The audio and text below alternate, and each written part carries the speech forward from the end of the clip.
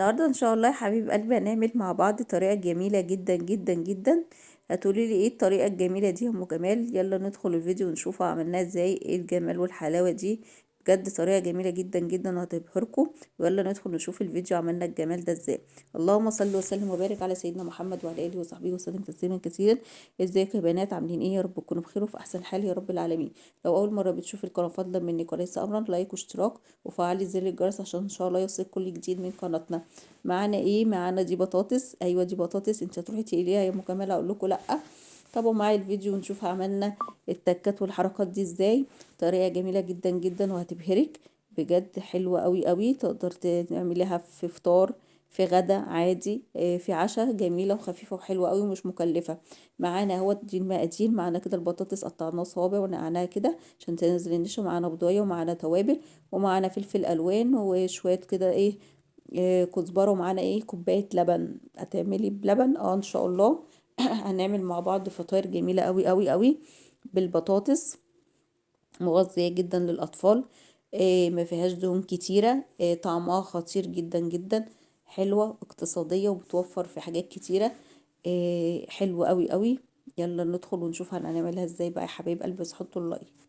معانا هي يا حبايب قلبي دي كده البطاطس اهي. دي ما شاء الله البطاطس انا قطعتها كده.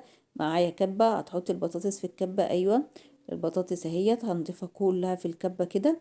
وهنضيف ان شاء الله معاها برضو إيه اللبن. وهنضربها في الكبة كويس جدا جدا لغاية ما تنعم. لغاية ما تنعم كده وتبقى حلوة. قوامها هيكون حلو. طريقة حلوة قوي قوي قوي اهي. بصوا يا حبايب قلبي دلوقتي هتضيفي اللبن.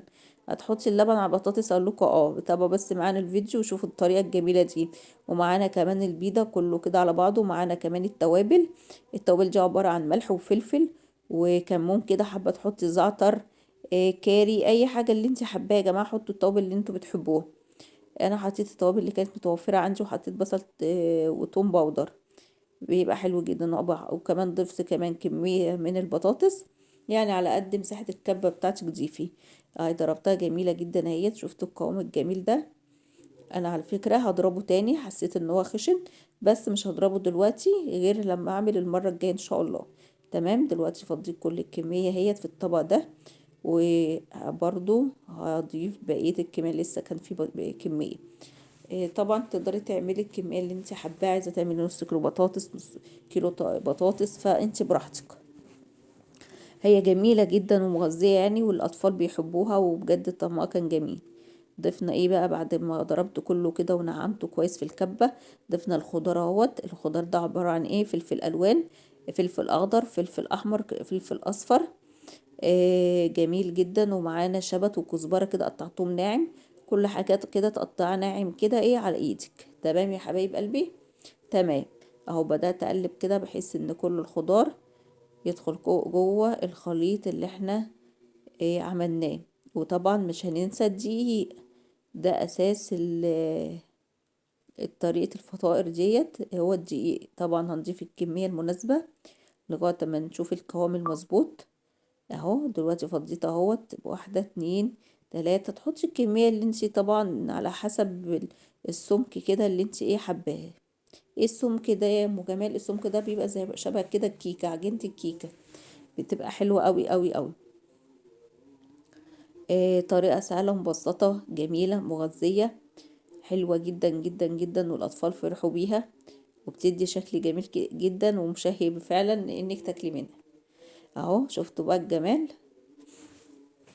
هنعمل ايه تاني؟ هندخل بقى كده على النار في طاسة ونشوف هنعملها ازاي بدون تكلفة اي زيوت يا جماعة. هي مش مكلفة خالص خالص خالص. معانا طاسة كده فاضية ومسحناها كده بمعلقة زيت بفرشة كده اهو زي الفل. ما تركزوش قوي في الطاسة. انا عارفة شكلها مش حلو. ربنا ييسر الحال ونجدد اهوت. ومعانا كده كمية الخليط اهوت. شفتوا القوام الجميل كده؟ طبعا الزيت اتقدح شوية. مسحة الزيت اللي احنا ضفناها في الطاسة. وبدأت كده احط كبشتين لان الكبشة دي صغيرة اهي. دلوقتي بدأت اوزعها كده بحيث ان انا مش عايزاها تخينة قوي، لا عايزاها كده سمكها يكون حلو. ولا تخني قوي ولا ترقيها قوي. تكون سمكها كويس جدا. تمام. لو وصلتوا معانا كده نحط اللايك الجميل فضلا وليس امرا.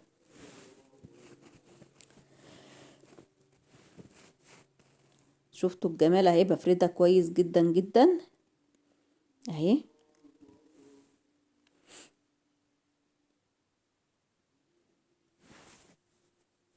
جميلة ومغذية ومش مكلفة خالص، وطعمها كان خطير جدا جدا بجد. تقدري طبعا تحشي الفطاير دي، تحشيها جبنة، تحشيها قشطة، تحشيها مثلا بيض، يعني تقدري تضيفي جواها اي حاجة، شيبسي، تقدري تضيفي جواها اي حاجة انتي بتحبيها. جبنة قديمة تبقى جميلة جدا، حلوة قوي قوي قوي ومغذية.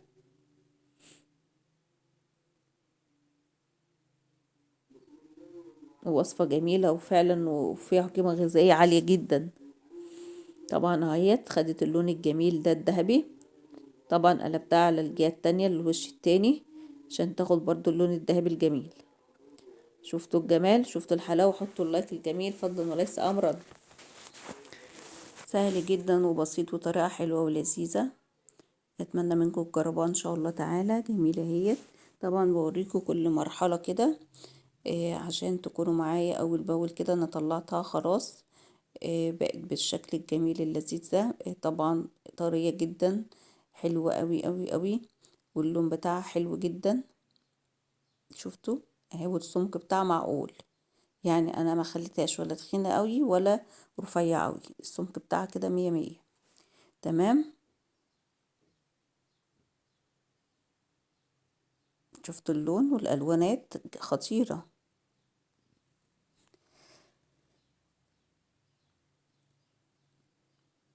صلوا بينا على النبي، اللهم صل وسلم وبارك على سيدنا محمد وعلى اله وصحبه وسلم تسليما كثيرا. شفتوا بعد ما طلعت كذا واحدة بقى دلوقتي، ده اللي انا تقيتيناهم مع بعض كده، عملتهم زي الشندوتشات، ممكن تاكليه كده لوحده. وده بقى ايه، سبته كده عشان الاولاد يحشوه اللي هم حابينه، يحطوا بقى شيبسي، جبنة، اللي هم حابينه برضو يقدروا يضيفوها في الفطاير ديت. ودي كمان اهيت، طبعا ما بنقلبهاش يا جماعة غير ما بتاخد لون كده باللون ده. انا بوريك اهوت، لازم تاخد لون من تحت عشان تقدري تقلبيها عشان ما تفرفتش منك، لانها دي بتعتبر عجينة برضو فيها دقيق وفيها كده تمام.